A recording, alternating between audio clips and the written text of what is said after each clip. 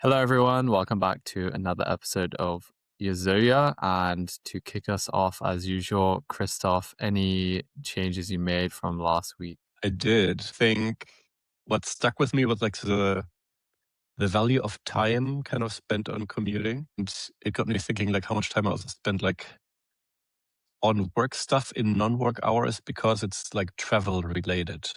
I also like go to a bunch of meetups and it never feels like I take it away from work time, but of course it's like time, right? I think I was a lot more selective now with going to these. And also I actually planned some travel that is now where I like chunk together a few things at the same time. So the time kind of lost in travel is less.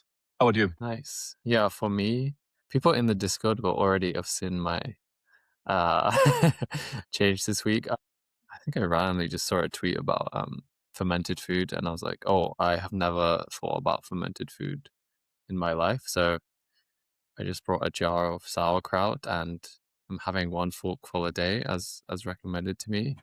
Yep, I don't know if it's making a difference, yeah, but presumably over time. So that was the main change from last week. I'm doing kefir and also sometimes sauerkraut for my fermented foods. I think next year in the health thing we should dive into how much of a difference it actually makes. Huh? I did actually, yeah, I did think I looked back and I was like, oh, was this in here? And I was like, yeah, we should add it for next year's.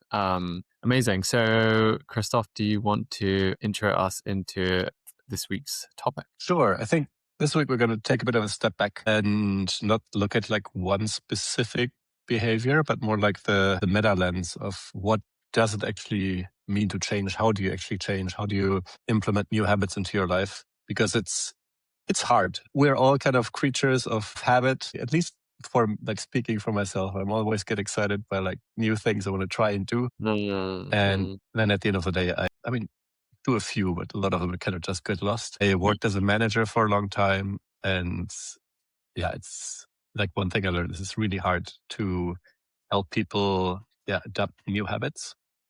Yeah, that's why I felt like let's just dive on a meta level in today and look at how can you build new habits, learn new things, and then apply this to all the other good stuff we talk about here. Amazing. Well, very relevant to what we're trying to do here and get you guys to change your habits. So yeah, curious what's the best ways? How can we do it? How can we change ourselves and learn new habits? So I think the first thing, and it's kind of based on a book, like you'll find it if you go to our Substack, euzoia.org, is maybe a 9-step process. And that's gonna be a bit dry and boring. So I thought we can maybe combine this with my struggle since like years to like play more violin. It's like I like to play music. I somehow have this like vague idea that I want to practice more, but like somehow it just always gets deprioritized and doesn't happen. So I thought it would be fun to just kind of apply this process to that struggle of mine.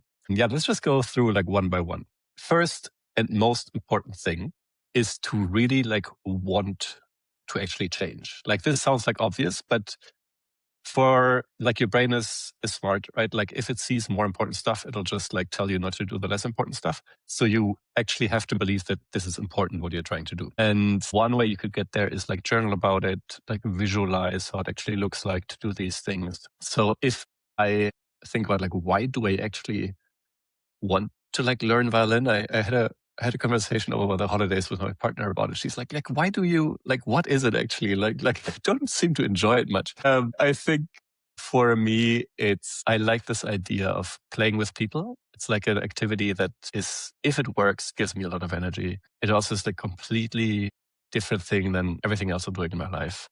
And kind of the vision I have is being able to freely just improvise with a bunch of friends, make some music, and that it just seems very very wholesome. So that's the want. Then the next thing is, okay, you want it. Now the best thing is to start fresh, like have some kind of reset. Like this is why people use new year, new me, but it could be a new week. It could be a new teacher. It could basically anything that makes your brain think like, okay, like we can start the counter again, right? Because like if you don't do this, there's like, we didn't do it the last 4 weeks already anyway. Like what's the point? And for me, that could simply be this podcast because now I committed publicly to practicing more. So there's like a fresh start, right? Then the next thing is to set really realistic goals. I used to want to practice like every single day, but that just didn't work.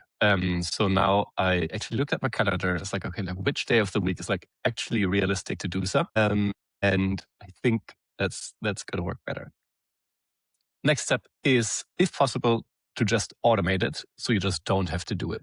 Right? Like this could be saving money. Like if you want to save more, if you want to donate more money, if you want to, I don't know, clean your house more, just automate it by getting a Roomba or something. Right? The first thing should always be just, if you can avoid doing the thing and automate it, just do that. I think that unfortunately just doesn't work for playing violin. So we won't be able to automate this one. Next one is kind of two things at once. One thing is like making it really easy to do it and making it really hard to do the opposite. For making it really easy, I just set it all up. So I literally just like have to reach with my arm to the thing. And making the opposite hard, we'll talk about this in the next kind of section. But you could think of like all kinds of things. Committing here publicly is one of the things, because then it'll be hard not to do it, because I know it'll be costly. Then 3 more steps. One is just set yourself some reminders. Like, you will forget things. I am especially good at forgetting things. If you just put it in a calendar, it's easy to remember. Involving others for accountability, but also for sharing what works, how you can build these habits always helps. Could get a teacher, for example. I promise I tried, and the person I had lined up just broke her ankle, so that's not going to work. That's usually the idea. And the last thing is just look back at these lists every now and then and like experiment. Like different things work for different people. Be creative. Yeah, and I think like running through this list with anything you want to do, it's like motivation, fresh start, a good goal, making it easy, remembering and involving others. This is, I think, a pretty proven way of how you can set up any kind of habit and try to get going. Amazing. Yeah. One thing that comes to my mind that I think has helped me is surrounding myself with people who are doing this thing. Like, extreme example, but if you lived with 4 violin players, you're probably going to be playing the violin a fair amount. That's And fair. also not just people, but like your information space. Like if you follow a bunch of violin players on social media or read a bunch of books about famous violin players, you probably just naturally will like be thinking about it more. Recent example, I was at home with my family, and my dad and my sister are obsessed with running. Just by proxy of being around them, I was like, why am I thinking about running so much? I'm like planning all these trips and this and that, and like it just like naturally your environment will just subtly encourage you, and you'll think about it more, you'll do it more. So that's maybe an additional one that has worked for me at least. Yeah, totally. My partner is also playing piano, so maybe that helps a little bit. We'll see. Okay, then the next thing you can do is, okay, you have a plan, but it's, I think, very easy to convince yourself you have a good plan. But then somehow deep down, yes, this is just not going to work anyway. Like, I have a good idea here. And the way to tap into this feeling of like, this is probably not going to work anyway, is to see how much money would you be willing to bet on this working. This is also called like commitment contracts, cash commitments, whatever.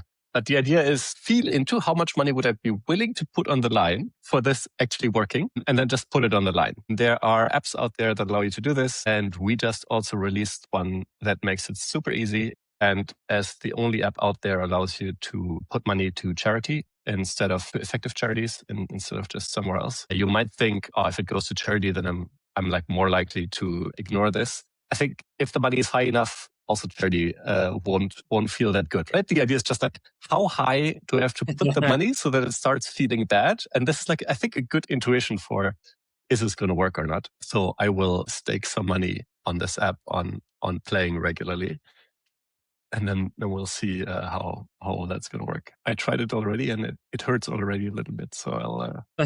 It's funny because you can kind of just dial it up and down by how well it works. It doesn't work, right? And so that's number 2. Did you ever experiment with something like this? Yeah, I did. Actually, I have to say it was one of the most productive. It was a bit of a different format. I had a bet with a friend that we would study, I think it was like 1 to 2 hours, something like this, every day. And it was a lot of money. I think we did something crazy. We did like £100 every time you missed the like day. And you will study, like you will. I think I missed it like once, and I was like, oh my God, this like sucks so bad. And like, he missed it once. But yeah, I think this will work. It can be a little painful if you miss it, but like you will also then be like, okay, I need to like do this. You suddenly will find the time in the day to do whatever the thing is you need to do because otherwise, you're like, you're going to feel it otherwise. So it works really well.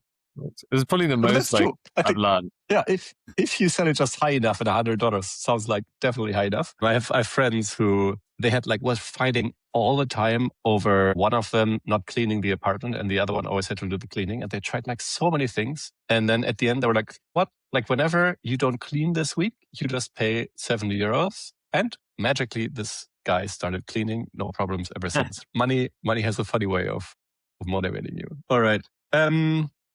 Okay, so we set up a habit.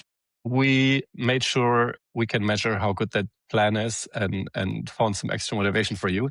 Now, the third thing that often applies, I think, but often gets forgotten is it's not just about doing the thing, it's also about how you do the thing, right? Like cook pretty often. I'm not really getting better at cooking. I could now start playing violin and like not get much better because like I have like a base level. I'll just play the songs I know and like you kind of move along, right? Like I can code.